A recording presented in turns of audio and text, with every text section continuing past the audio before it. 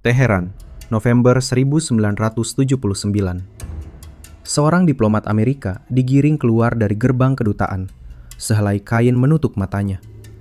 Matanya ditutup, tapi dunia justru mulai melihat Iran lewat gambar ini.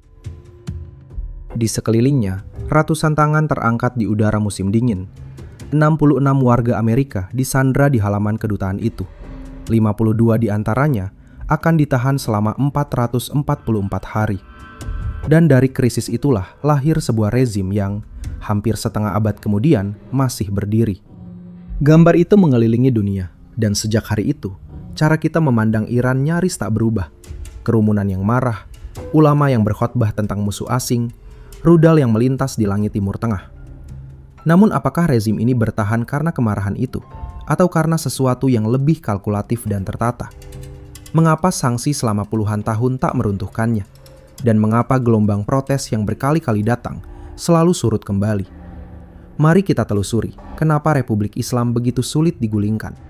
Padahal negeri yang sama ini selama lebih dari 2000 tahun, setidaknya diperkirakan demikian sebagai satu benang panjang, dikenal dunia sebagai pusat peradaban. Ada jurang di antara dua gambar itu. Jadi apa yang sebenarnya berlangsung di antara keduanya? Apakah kisah Iran modern memang perkara agama seperti yang kerap kita duga? Ataukah sebuah kisah jauh lebih tua tentang kekuasaan dan ketakutan? Bersama Ruang Makro, mari kita masuki lebih jauh negeri yang dikendalikan dari luar ini. Sebab, untuk memahami kerumunan tahun 1979, kita perlu kembali jauh sebelum ada satupun rezim ulama. Untuk ukuran sejarah, Iran bukan pendatang baru di panggung dunia. 2,5 milenium yang lalu, dari tanah yang sama, berdiri Kekaisaran Persia Akhamenid, imperium pertama dalam sejarah yang benar-benar berskala dunia.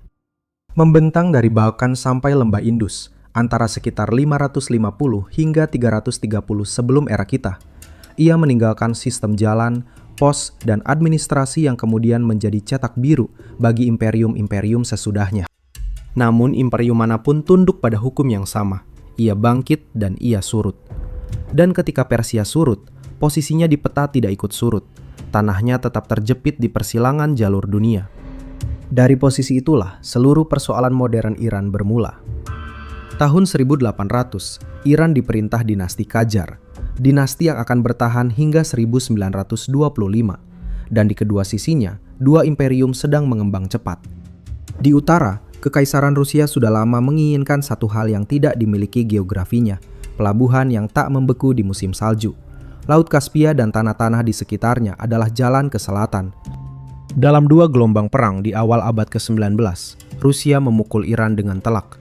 Dan dari perjanjian-perjanjian yang lahir dari kekalahan itu, Gulistan dan Turkmenchay, sebuah pola akan mulai terbentuk. Pola yang perlu kita baca pelan-pelan. Sementara Rusia menekan dari utara, Inggris menonton semua ini dengan gelisah. Bukan karena mereka peduli pada Iran, melainkan karena mereka peduli pada India, koloni termahal dalam sejarah imperium manapun. Dataran tinggi di timur Iran, dalam dokumen-dokumen strategi Inggris, disebut sebagai kunci menuju India. Siapapun yang menguasainya punya jalan darat ke anak benua itu, maka Inggris pun masuk ke gelanggang. Dimulailah persaingan pengaruh sepanjang abad yang oleh para sejarawan dijuluki The Great Game, atau permainan besar, rivalitas Inggris-Rusia di Asia Tengah abad ke-19. Dan di titik ini, satu kalimat dari London merangkum nasib Iran 2 abad ke depan. Inggris menyatakan tidak berniat menduduki Iran. Negeri itu diduga dianggap terlalu luas dan terlalu bergunung untuk ditaklukkan, tetapi juga tak bisa membiarkannya jatuh ke tangan Rusia.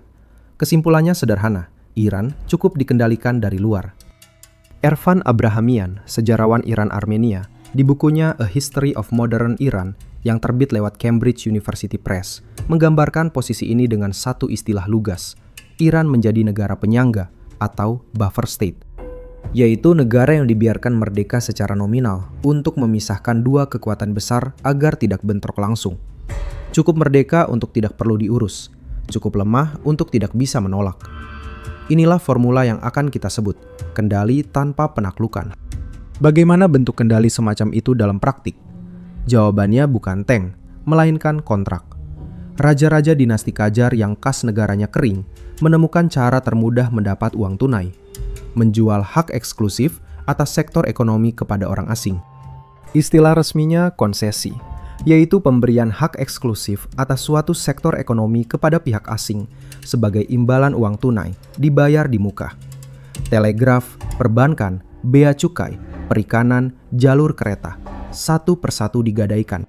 Puncak absurditasnya terjadi pada 1890, ketika Shah menjual seluruh industri tembakau Iran, dari ladang petani sampai lintingan di pasar, kepada seorang warga Inggris. Dan disinilah, untuk pertama kalinya, kita melihat sesuatu yang kelak menjadi sangat penting. Rakyat Iran melawan dan menang. Seorang ulama besar mengeluarkan fatwa yang mengharamkan tembakau selama konsesi itu berlaku, dan sebuah negeri perokok berhenti merokok nyaris serentak. Bahkan, menurut catatan sejarah, sampai ke dalam istana Shah sendiri. Konsesi itu batal. Peristiwa ini mencatatkan dua pelajaran yang akan bergema sampai 1979. Perlawanan paling luas lahir ketika rasa dijual kepada asing melukai semua kelas sekaligus, dan hanya para ulama yang mampu menyatukan kemarahan itu. Namun konsesi yang paling menentukan datang justru dari yang tampak paling remeh saat ditekan. Tahun 1901, seorang pengusaha Inggris bernama William Knox Darcy membeli hak eksplorasi minyak di hampir seluruh Iran. 7 tahun ia menggali tanpa hasil, nyaris bangkrut. Sampai pada 1908, di barat daya Iran, bornya menembus salah satu cadangan minyak terbesar yang pernah ditemukan manusia. Dari konsesi itu, lahir Anglo-Persian Oil Company, perusahaan yang kelak dunia kenal dengan nama BP. Waktunya nyaris sempurna. Beberapa tahun kemudian, angkatan laut mereka beralih dari batu bara ke minyak, dan pemerintah pun membeli saham mayoritas perusahaan itu. Sejak detik itu, minyak Iran bukan lagi sekedar komoditas. Ia menjadi urusan keamanan nasional sebuah imperium lain. Dan sebuah negeri yang tanahnya kini menyimpan kepentingan asing sedalam ini, akankah pernah benar-benar bebas menentukan nasibnya sendiri? Perhatikan sebuah asimetri yang nyaris tak masuk akal. Ketika Perang Dunia Pertama pecah, Iran menyatakan dirinya netral, dan tidak ada satupun kekuatan besar yang peduli pada deklarasi itu. Pasukan asing keluar masuk wilayahnya seakan Iran tak punya batas. Ekonominya runtuh, dan kelaparan serta wabah yang menyusul diperkirakan merenggut nyawa hingga sekitar 2 juta orang Iran. Di titik inilah letak lukanya. Iran tidak ikut berperang, tetapi membayar penuh harga perang. Sebuah negeri yang dijadikan lintasan, bukan pemain. Persis nasib sebuah negara penyangga, yaitu negeri yang dibiarkan merdeka hanya di atas kertas, agar dua raksasa tak bentrok langsung. Dan pola yang sama 2 dekade kemudian terulang nyaris kata per kata. Seorang perwira militer bernama Reza Khan naik ke kekuasaan, memahkotai dirinya sebagai Reza Shah, dan mencoba melakukan persis yang dituntut rakyatnya, memutus kendali asing. Ia membangun rel kereta lintas negeri, sekolah, pengadilan sekuler, birokrasi modern. Ia menegaskan bahwa negerinya harus disebut Iran, bukan Persia, nama yang selama ini dipakai orang luar, sebuah penolakan simbolik terhadap cara dunia memandangnya. Ia bahkan pada 1936 melarang perempuan berkerudung di ruang publik, sebuah sekularisasi paksa yang di kemudian hari akan menyimpan dendamnya sendiri. Modernisasi yang diperintahkan dari atas dengan kekerasan jarang tumbuh tanpa akar pahit. Tetapi ketika Perang Dunia Kedua meletus dan Reza Shah kembali mencoba bersikap netral sambil tetap mempekerjakan insinyur-insinyur Jerman, Inggris dan Uni Soviet tidak mau mengambil risiko atas jalur pasokan dan ladang minyaknya. Pada 1941, keduanya menginvasi negeri itu dari 2 arah, memaksa sang Syah turun tahta dan mengasingkannya ke Afrika Selatan, lalu mendudukan putranya yang baru berusia 21 tahun di singgasana, Muhammad Reza Pahlavi. Seorang raja muda yang sejak hari pertamanya di tahta, tahu persis siapa yang memberinya mahkota. Dan di titik inilah, pola 2 abad itu tak lagi terasa seperti kebetulan, melainkan seperti sebuah mekanisme yang bekerja sendiri. Sesudah perang, kemarahan yang terpendam seabad, kemarahan yang, seperti ditunjukkan sejarawan Nicky R. Keddie, menjadi benang tak putus antara penghinaan asing abad ke-19 dan reaksi anti-asing yang akan datang, akhirnya menemukan wajahnya. Wajah itu adalah seorang politisi tua, ahli hukum, teatrikal dan keras kepala, bernama Mohammad Mossadegh. Tuntutannya sederhana, dan bagi telinga hari ini, nyaris tidak radikal. Minyak Iran seharusnya milik Iran. Angka-angkanya memang sulit dibela. Dari keuntungan perusahaan minyak yang menyedot bumi itu, porsi yang tersisa bagi Iran hanya sekitar 16%. Ketimpangan yang menyingkap watak sebuah konsesi, penyerahan hak eksklusif kepada tangan-tangan di seberang lautan. Ketika parlemen menuntut pembagian 50-50 dan tuntutan itu ditolak, momentum berpindah ke tangan Mossadegh. Perdana Menteri yang menentang nasionalisasi dibunuh. Mossadegh naik menggantikannya, dan pada 1951, seluruh industri minyak itu dinasionalisasi. Jawaban atas keberanian itu datang dengan cara imperium, memboikot minyak Iran dan mengirim kapal-kapal perang untuk memastikan tak ada satu tanker pun yang berani mengangkutnya. Ekonomi mulai tercekik, namun keteguhan itu bertahan. Mossadegh tidak mundur. Maka disusunlah rencana terakhir, dan untuk itu dibutuhkan Washington. Wartawan veteran New York Times, Stephen Kinzer, dalam bukunya All the Shah's Men, merekonstruksi babak ini secara rinci. Agustus 1953, CIA dan MI6 menjalankan operasi bersama. Operasi bersandi Operation Ajax dipimpin di lapangan oleh Kermit Roosevelt, cucu Presiden Theodore Roosevelt. Itu membeli demonstran, menyuap perwira, dan mengatur gelombang kekacauan di jalan-jalan Teheran sampai tentara akhirnya bergerak. Mossadegh ditangkap dan menghabiskan sisa hidupnya sebagai tahanan. Syah muda yang sempat melarikan diri dikembalikan ke tahta oleh kekuatan asing untuk kedua kalinya dalam hidupnya. 6 dekade kemudian, arsip yang dideklasifikasi membuat CIA akhirnya mengakui perannya secara resmi. Namun bagi rakyat Iran, pengakuan itu tak pernah diperlukan. Mereka sudah tahu sejak awal.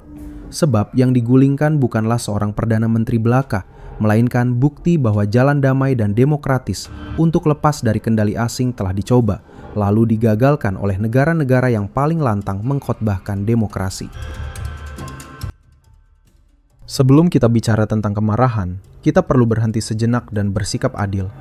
Sebab Syah yang dikembalikan ke tahta itu bukanlah boneka yang diam saja. Ada sisi lain yang jarang kita perhatikan. Ditopang lonjakan harga minyak, ia membangun dengan kecepatan yang membuat banyak pengamat barat terpukau. Jalan raya, bendungan, bandara, universitas. Kelas menengah baru tumbuh dan perempuan mendapat hak pilih. Mahasiswa negeri ini memenuhi kampus-kampus Eropa dan Amerika. Dan disinilah ironinya paling tajam. Program nuklir yang hari ini menjadi momok dunia justru bermula atas dorongan Amerika sendiri. Iran era itu adalah kekuatan militer terbesar di kawasan dan pembeli senjata Amerika nomor 1 di dunia. Di atas kertas, sebuah negeri yang sedang melompat menuju modernitas. Namun kita tidak boleh menutup mata terhadap sisi satunya, sebab semua kemegahan itu berdiri di atas negara polisi. Dan pada titik inilah dialektikanya menjadi getir. Dinas rahasianya, SAVAK, yaitu Badan Intelijen dan Keamanan Negara, dibentuk dengan bantuan asing pula, memenjarakan dan menyiksa lawan-lawan politik. Sementara kekayaan minyak mengalir ke istana dengan deras, dan hanya menetes tipis ke desa. Pada 1971, Sang Syah menggelar pesta peringatan 2,5 milenium monarki Persia di reruntuhan Persepolis. Tenda-tenda mewah di tengah gurun, tamu mahkota dunia, juru masak diterbangkan dari Paris, sementara sebagian rakyatnya masih miskin. Di mata penduduknya sendiri, ia bukan pewaris kejayaan lama itu, bukan pewaris imperium berskala dunia yang pernah membentang begitu jauh. Ia adalah syahnya orang asing. Kemarahan yang tak menemukan saluran politik akan selalu mencari jalan lain. Pada momen itulah, seorang ulama bernama Ruhollah Khomeini naik ke panggung.